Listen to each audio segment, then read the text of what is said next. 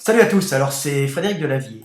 Alors ce soir, cette nuit, à 3h50 du matin, je vais vous faire une petite vidéo. C'est pas une petite vidéo, une des dernières que je vais faire pendant 10 jours, parce qu'après je vais partir en Allemagne, à Berlin.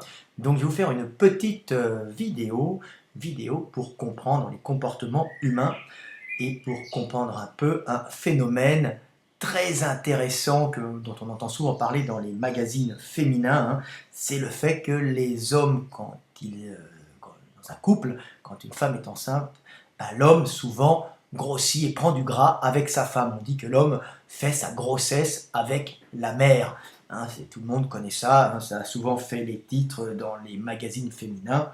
Alors, je vais répondre à une petite question qui correspondait à peu près à ça. Alors voilà, c'est Louloute, la petite, sur mon YouTube, qui m'a posé cette question qui correspond justement à ce phénomène, et question très intéressante elle a mis une partie un peu de lumière là-dessus, puis moi je vais approfondir.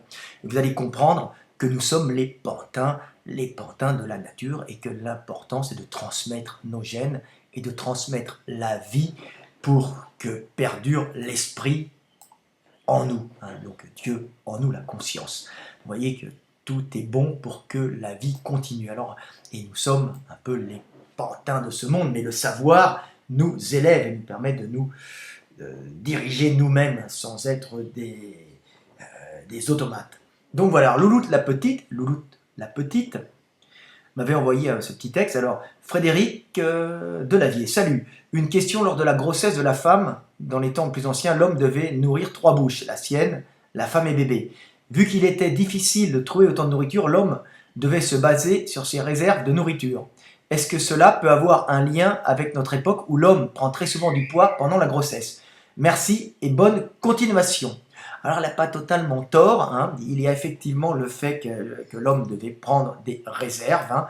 Mais alors j'ai répondu très rapidement, et puis je vais essayer d'approfondir. Alors la petite réponse que j'avais faite, je dis effectivement, ça doit peut-être jouer.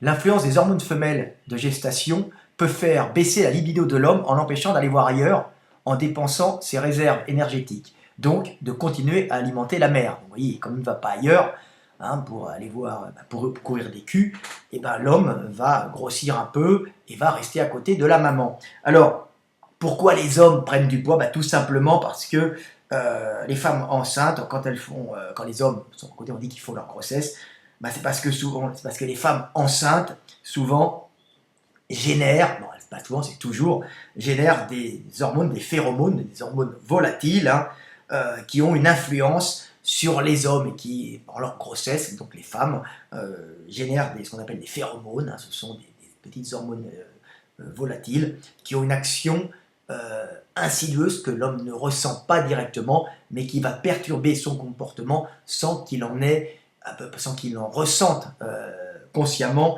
la chose, hein.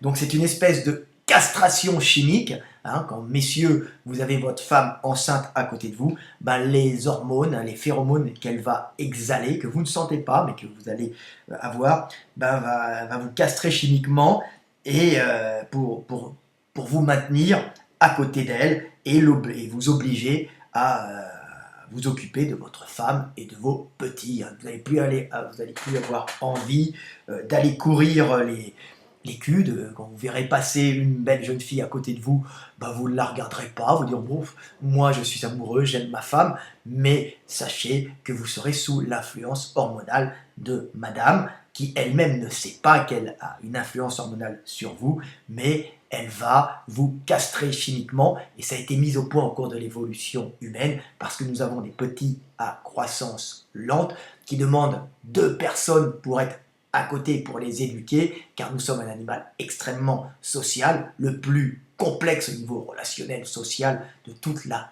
création, on va dire de tout le règne animal, hein. Donc nous avons besoin de beaucoup d'éducation et de l'attention des 2 parents. C'est ainsi que la nature a mis au point un système chimique, hein, qui permet aux femmes justement d'exhaler des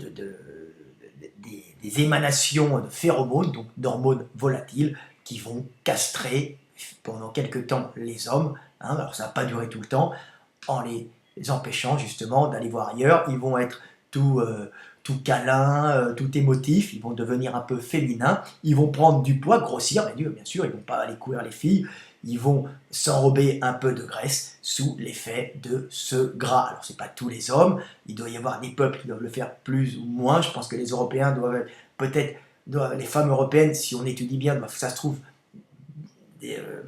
déclencher plus de phéromones, les femmes africaines étant à l'extérieur s'occupant de la production, sûrement un peu moins, vu qu'elles ont un taux de testostérone plus élevé, d'après les études de Kimura. Kimura, je dis bonjour à sa fille qui est au Canada. Kimura est morte, mais Kimura était une des plus grandes chercheuses dans les tests qu'elle avait fait. Hein, c'était magnifique, elle a fait des tests qui ont été utilisés dans le monde entier pour étudier justement l'influence des hormones sur les perceptions spatiales, hein, donc des femmes et des hommes. Hein, donc voilà. Donc visiblement, nous avons une castration chimique peut-être plus importante chez les Européens parce qu'ils ont un hiver plus important et une société plus structurée pour affronter, plus structurée mécaniquement, donc, et elle n'est pas supérieure ni inférieure, mais elle est plus structurée avec un papa plus attentionné par rapport au couple, hein, alors qu'en Afrique, c'est souvent les femmes à la production et l'homme qui s'occupe du territoire et de la défense du territoire. L'homme n'est pas à la production, beaucoup moins en Afrique, parce que les femmes peuvent être à l'extérieur à cause de la température clémente et de l'absence d'hiver et l'abondance de nourriture. Donc c'est les femmes qui sont à la production, donc les femmes sont plus masculines en Afrique, pour une vision européenne, hein, bien sûr, et les hommes plus, entre guillemets, féminins, car ils n'ont pas le rôle masculin de producteur. Hein. Donc c'est très intéressant à voir, mais il doit y avoir chez les Européens, justement, une castration chimique plus importante que chez les Africains. Alors, cette castration chimique est faite, hein, pour vous les hommes, pour que vous restiez à côté de vos femmes enceintes avec vos petits. Ça dure pendant quelques temps. Vous allez être plus attentionné, vous allez prendre du gras, perdre un peu de muscle, vous allez bander un peu mou, vous aurez sûrement un peu moins de désir sexuel, c'est normal. Vous serez sous l'influence d'estrogènes, hein, d'hormones femelles, hein, volatiles, et vous n'aurez peut-être plus envie de toucher vos femmes, moins envie, vous voudrez faire plutôt des câlins, des bisous, et puis quand votre femme aura éduqué votre petit, aura fini de l'allaiter, peut-être sur 2 jours avec l'allaitement, vous repartirez à l'attaque de votre femme, ou à l'attaque des autres culs que vous voyez passer, car bien sûr la chair est faible, bien sûr c'est un peu bête, je suis pour le couple bien, qui s'entend bien, mais ça ne fonctionne pas toujours comme ça, hein, il faut savoir, et c'est vrai qu'aller voir ailleurs, hein, ça permet de faire de la diversité génétique, mais par contre, ça fragilise les petits en leur enlevant la possibilité d'avoir 2 parents dans l'éducation. Vous voyez, c'est toujours une lutte, qu'est-ce qui est le mieux, qu'est-ce qui est le moins bien, faire un maximum de diversité génétique en prenant plusieurs partenaires, ou garder la même en s'occupant bien des petits, mais en ayant moins de diversité génétique. On est toujours dans une espèce de combat, hein, la nature trouvant toujours le juste milieu. Il faut des deux, à mon avis, hein, pour pouvoir maintenir une certaine énergie dans le groupe et une certaine stabilité. Hein, des enfants bien éduqués, mais aussi des gens plus sexuellement actifs qui feront plus d'enfants, qui eux auront peut-être moins de stabilité, mais qui compenseront par le nombre. Vous savez, il y a toujours plus de possibilités. C'est ou la technique du rat, on fait plein de gamins partout, ou la technique de l'homme, on va dire classique, où on éduque plus intensément des petits en faisant moins. Les deux permettent une bonne survie. Donc les hommes sont à moitié rat, moitié humain, bien sûr. Les deux étant, voilà, c'est une métaphore, hein, bien sûr. Donc voilà. Donc vous allez avoir une baisse de libido, voilà à peu près, c'était pour ça. Alors c'était marrant, alors est-ce que j'en ai parlé? D'ailleurs ces phéromones, c'est marrant d'en parler, hein. Il faut savoir que par exemple les jeunes femmes dans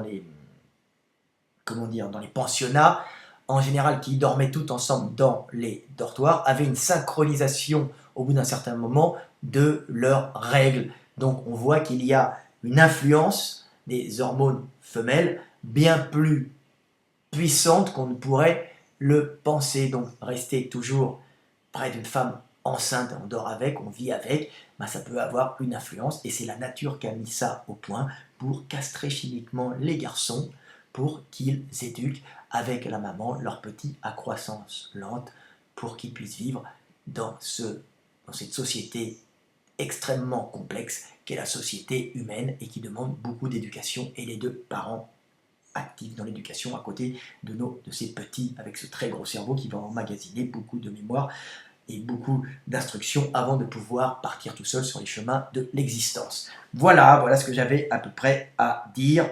Donc petite vidéo intéressante de 10 minutes 35 hein, pour vous montrer que nous sommes les pantins de la nature, hein, mais le savoir nous permet de nous élever, de comprendre les choses et de s'en détacher pour pouvoir maîtriser et diriger son existence. Voilà, c'est à peu près tout. Salut, c'était Fred Delavier. Je voulais parler d'un autre sujet, mais je ferai une petite vidéo demain sur ce sujet, hein, sur le... Bon, je vous laisserai découvrir, c'est sur la génétique. Allez, c'était Fred Delavier, à bientôt. Comme quoi la musculation, l'anatomie, hein, peut mener à tout, même à des réflexions très profondes. Voilà, salut, hop, à bientôt.